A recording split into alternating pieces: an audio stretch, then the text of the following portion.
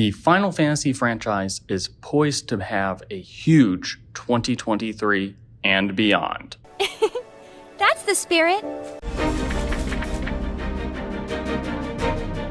Be sure to hit those like and subscribe buttons so you never miss a tabletop and fantasy update. Final Fantasy XVI is gearing up for release next year, and a brand new trailer shows that the game seems to be drawing upon more, let's call them traditional fantasy elements, than some of the more recent installments. The last few games have honed in on a mix of technology and magic. Who can forget the game where you drove in the car a lot, and I think you hung out with some of your friends or something. I'm great at driving.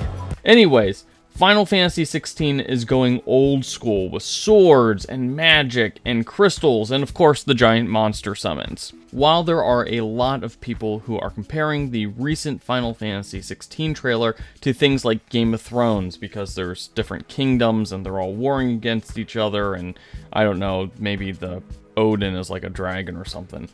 The game does seem to be following in the tradition of fantasy stories like Record of Lodoss War, which skews a bit more traditional in its fantasy. It's whimsical and fun. What are you looking at, mother?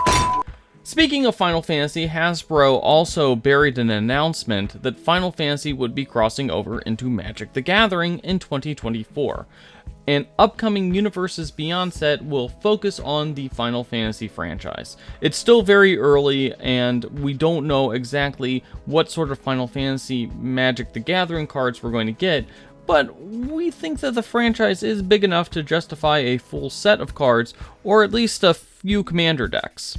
We will probably get some sort of definitive answer as to what type of mana Cloud will use as a Planewalker, maybe, I don't know.